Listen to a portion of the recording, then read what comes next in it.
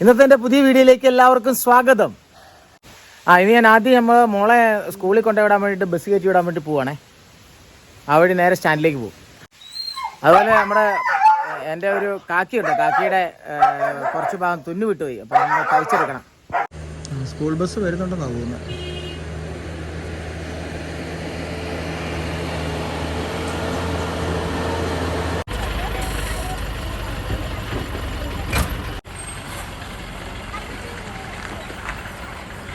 കൊച്ചിനെ പറഞ്ഞു വിട്ടു. ഇനിയിപ്പോൾ നേരെ സ്റ്റാൻഡിലേക്ക് പോവാണേ. ഇപ്പോൾ ഇവിടെ നിന്ന് ഒരു ചേട്ടൻ വരാണ്ട്. ചേട്ടൻ ചായ കുടിച്ചോണ്ടിരിക്കുക. അതിനുശേഷം വേണം പുള്ളിനെ കൂട്ടാൻ. ഒരു കാൽഭാഗം കുടിച്ചോളൂ. എനിക്ക് കാൽഭാഗത്തിന്റെ പൈസ കൊടുത്താൽ പോരായിരുന്നോ? അല്ല എത്ര കുടിക്കാനുണ്ടല്ലോ. വേണ്ട, 5 മിനിറ്റ് കേസിട്ടുള്ളൂ. പോവാ. ഞാൻ സ്റ്റാൻഡിലെത്തിയപ്പം വേറെ വണ്ടിയൊന്നുമില്ല. ഒരു വണ്ടി ഉണ്ടായിരുന്നു. അവരാ വന്ന പാട് തന്നെ അവർ പോയി. ഞങ്ങളൊന്ന് ചാപ്പക്കട വരെ പോവാണ്. ചാപ്പക്കടവ് നമ്മൾ ചാപ്പക്കടവ് എത്തിയേ. എന്തോ എവിടെ പോവാ? മാതോട്ട് പോണ. അപ്പൊ കടയിലാരാ ഉള്ളേ? ഇന്ന് മീൻ കിട്ടുവാണെങ്കിൽ നമുക്ക് വീട്ടിലും മേടിക്കാൻ വേണ്ടി ഇരിക്കുവാ. വൈകിട്ട് പ്രാർത്ഥന ഉണ്ട് വീട്ടിലെ. അപ്പൊ അന്നേരം നമുക്ക് നിർത്താം. എന്തോ കാടാങ്കാവിലേക്ക് റോട്ടമ്മ അങ്ങോട്ടേക്ക് പോവാണേ. രണ്ട് ആളുകൾ ഇതിലേ വേണം ഇറങ്ങി പോകാൻ. നമ്മളിവിടം വരെ കൊണ്ടേ വിട്ടു. മൺറോഡാ. അതിൽ ചെറിയൊരു റോഡുണ്ട്, അതിലേ നടന്നു പോകുന്നതായിരിക്കും. ഇത് ഞാനിപ്പോൾ വന്ന വഴിയാണേ. അപ്പോൾ നമ്മൾ തിരിച്ചു പോകുന്ന ഭാഗമാണ്. ജസ്റ്റ് നിങ്ങൾ കണ്ടോളൂ ഇവിടുത്തെ റോഡുകൾ. നല്ല റിസ്ക്കാണ് ഈ വഴിക്ക് വണ്ടി എടുത്ത് വരാൻ. പിന്നെ അവർക്ക് ഒത്തിരി സാധനങ്ങളുണ്ട്. അവർ ചുമന്നുകൊണ്ട് പോകാൻ ഇച്ചിരി പ്രയാസമായിരിക്കും. വഴിക്ക് അപ്പുറമായിട്ട് മെയിൻ റോഡിൽ വിട്ടാലേ. ഞാൻ 2 റിസ്ക് എടുത്തിങ്ങ് പോകുന്നതാ. വീട്ടിലേക്ക് കുറച്ച് കാബേജ് തൈരും മേടിച്ചിട്ടുണ്ട്. അപ്പോൾ അതെല്ലാം വീട്ടിൽ കൊണ്ട് കൊടുക്കണം.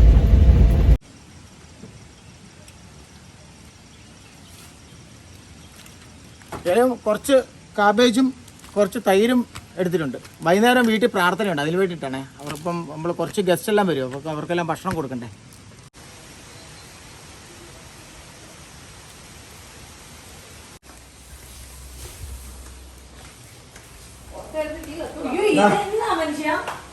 സംഭവം വന്നിട്ടുണ്ട്.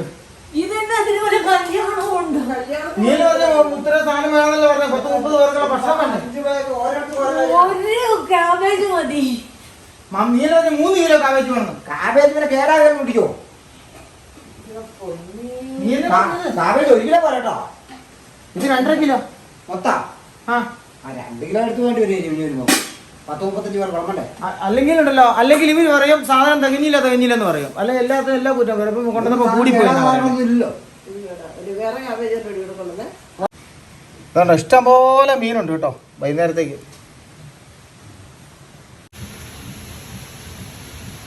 ഇത് അത്രയും കൊണ്ട് കണ്ടിച്ചാൽ വളരെ എളുപ്പമുണ്ടല്ലേ. അപ്പം നേരെ സ്റ്റാൻഡിലേക്ക് പോയേക്കാം.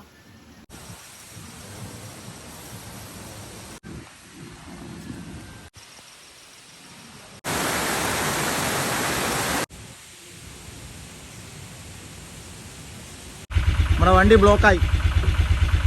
ബ്ലോക്കൊന്നുമല്ല കേട്ടോ, നമ്മുടെ കൂട്ടുകാരാ. ഒരു ധൈര്യമായിട്ട് നമ്മൾ സാധനം എടുത്ത് വെച്ചോളാൻ പറഞ്ഞു. ലോഡിയിട്ട് അല്ലെ പിന്നെ അവർ സൈഡാക്കി പിന്നെ തിരിച്ച് റിവേഴ്സ് അടിച്ച് കയറി എല്ലാം കഷ്ടപ്പാടല്ലേ. നമ്മുടെ സുഹൃത്തുക്കൾ തന്നെയാണ്.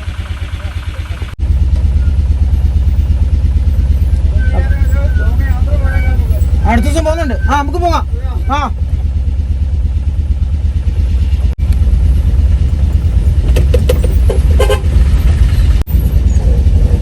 ചാപ്പയ്ക്കൽ വരെ ഒരു ഓട്ടം ഉണ്ടായിരുന്നേ.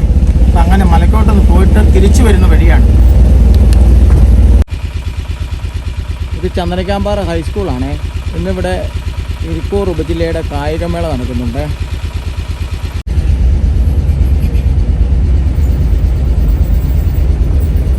നമ്മൾ സ്റ്റാൻഡിലേക്ക് തിരിച്ചെത്തി. ഇപ്പോൾ ഒരു ചെറിയൊരു ഓട്ടം വന്നാണേ. ചന്ദനക്കാമ്പാറ സിമിത്തേരിയിലോട്ടായിരുന്നു ഓട്ടം. ഓക്കെ, നമ്മുടെ ഒരു പഴയ സുഹൃത്തുക്കൾ ഇവിടെ പ്രാർത്ഥിക്കാൻ വന്നതാണ്.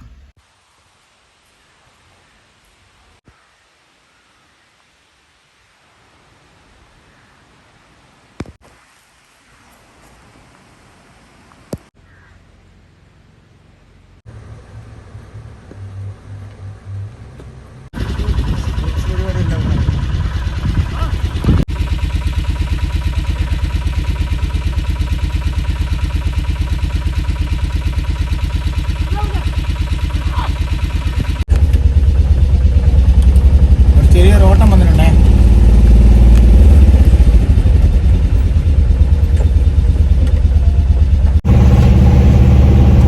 നമുക്ക് വഞ്ചിയം വരെ പോകേണ്ട ആവശ്യമുണ്ട്. വഞ്ചിയം പോയി തിരിച്ച് സ്റ്റാൻഡിലേക്ക് പോവാണേ. ചീത്തപ്പാറ കോളനിയിലേക്ക് ഒരു ഓട്ടം വന്നാണേ. ആർക്കും എന്തോ സുഖമില്ലെന്ന് പറഞ്ഞു, അവരെ കൊണ്ട് ആശുപത്രിയിൽ പോകാൻ വേണ്ടിയിട്ടാണ്.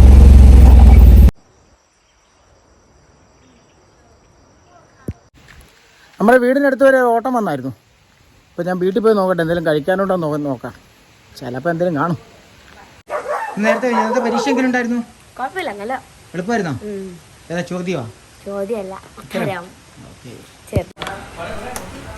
കഴിഞ്ഞ ദിവസം എൻ്റെ മൊബൈൽ വെള്ളത്തിൽ പോയായിരുന്നേ. അപ്പോൾ അത് ഒന്ന് ശരിയാക്കാൻ വേണ്ടിയിട്ട് പയ്യാവർ വന്നിട്ട് തിരിച്ചു പോകാൻ നോക്കുമ്പോൾ നമ്മുടെ ബൈക്കിൻ്റെ ലൈറ്റ് കത്തുന്നില്ല, ഹെഡ്ലൈറ്റ്. അതൊന്ന് ശരിയാക്കാൻ വേണ്ടി നോക്കുമ്പം ബൾബ് അടിച്ചു പോയി എന്നാണ് പറഞ്ഞത്, മാറ്റിയിടണം.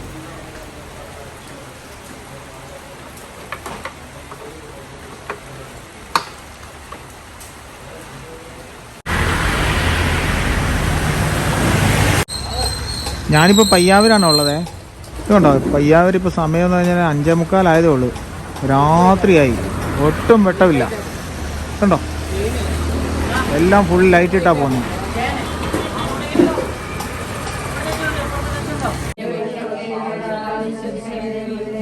വീട്ടിൽ വാർഡ് പ്രാർത്ഥന നടക്കുക കേട്ടോ.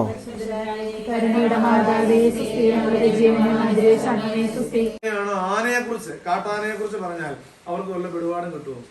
അവരാകെ സൂവിലാണെന്ന് കണ്ടേക്കുന്നത്, നമ്മളാണെന്ന് നേരിട്ട് കാണാറുള്ളത്. നിങ്ങളിത് കണ്ടിട്ടില്ലെങ്കിലും കുറച്ചു പേരെങ്കിലും കണ്ടിട്ടുണ്ടാകും, നേരിട്ട് കാണാറുള്ളത്. അപ്പോൾ ഓരോ പ്രദേശത്തിന്റെയും ജീവിത സാഹചര്യങ്ങൾക്കനുസരിച്ചിട്ടാണ് സംസാരിക്കേണ്ടത് യഥാർത്ഥത്തിൽ. അപ്പൊ പൗലോസ്ലീഹ ഇവിടെ റോമായിലെ സഭയെ കുറിച്ച് പറയുമ്പോൾ റോമായിലെ സഭയിൽ നിലനിൽക്കുന്ന ജീവിത പ്രതിസന്ധികളെ കുറിച്ചാണ് പൗലോസ്ലീഹ ഇവിടെ വ്യക്തമായി പ്രതിപാദിക്കുന്നത്. ഞാൻ ഇതിനകത്ത് കേട്ട ചില ഭാഗങ്ങൾ പറയാം. വായിച്ചു കേട്ടപ്പോൾ നിങ്ങൾ ശ്രദ്ധിച്ചിട്ടുണ്ടായിരിക്കും. ഇതിനകത്ത് പറയുന്നുണ്ട്, അതിഥികളെ നിങ്ങൾ സൽക്കരിക്കാറില്ലേ? ചിരഞ്ജീവികളായി ജീവിക്കുന്നവരല്ല. ഞാൻ പലപ്പോഴും ചിലപ്പോൾ വൈകുന്നേരങ്ങളിൽ ബാബു പ്രാർത്ഥനയ്ക്ക് എഴുതുമ്പോൾ പാടാങ്കവലയിൽ ഇപ്പം ചിലപ്പോൾ ചില ദിവസങ്ങളിലൊക്കെ മണി അടിച്ചിട്ട് വരും, 3 ഈ മണി ഒന്നും ഇടപെട്ട് 1, 2 അടിക്കും, നമുക്ക് ഓരോരുത്തർക്കും വേണ്ടിയും. അന്നേരം കയ്യില് ഉള്ള ഒരു കുരിശും പിടിച്ച് നമ്മൾ കൊന്ത ചെല്ലുന്നുണ്ടെങ്കിൽ ആ കൊന്ത എടുത്ത് വീട്ടുകാർ കൈ പിടിപ്പിച്ച്, എന്റെ സഹോദരനെ ഞാനിപ്പോൾ നിങ്ങളോട് യാത്ര പറയുന്നു, നിങ്ങൾ എനിക്ക് വേണ്ടി പ്രാർത്ഥിക്കുമെന്നൊക്കെ പറഞ്ഞ് മൂക്കിൽ മഞ്ഞൊക്കെ വെച്ച് കാടിയൊക്കെ കെട്ടി പെറുക്കി കൊണ്ടുവരും. ചേട്ടന്മാരാണെങ്കിൽ ഒരു ഷൂ ഒക്കെ ഇടിപ്പിച്ച് കൊണ്ടുവരും, പള്ളി കൊണ്ടുവന്ന് അടക്കും. നിങ്ങളുടെ ദൈവീന്ന് വിചാരിച്ചേക്കത് നിങ്ങൾ അടക്കി കഴിഞ്ഞ് നിങ്ങളുടെ ജീവിത പങ്കാളി പോലും 10 ദിവസത്തിലധികം നിങ്ങൾ ഓർക്കുമെന്ന് ആരും ഓർക്കത്തില്ല. 5 ദിവസം കരയും, 6ാമത്തെ ദിവസം സീരിയൽ വെക്കും. അത്രയേ ഉള്ളൂ മനുഷ്യ ജീവിതം, അത്രയേ ഉള്ളൂ. അതുകൊണ്ട് ഈ കുഞ്ഞു ജീവിതത്തിൽ ഞങ്ങൾ അച്ഛന്മാരുടെയൊക്കെയാണ് പിന്നെ പറയണ്ട, ആരും ഓർക്കാനുണ്ടാകത്തില്ല. 2 ദിവസം വല്ല ഇടവക്കാരെ സ്റ്റാറ്റസ് ഇടായിരിക്കും, 3-ാം ദിവസം അവർ ഓർക്കും. നിങ്ങൾ കുടുംബജീവിതക്കാരെ 2 ആഴ്ച 10-12 ദിവസം ഓർക്കുമായിരിക്കും. പിന്നീട് ആരും നിങ്ങൾ ഓർക്കുമെന്ന് വിചാരിക്കില്ലേ.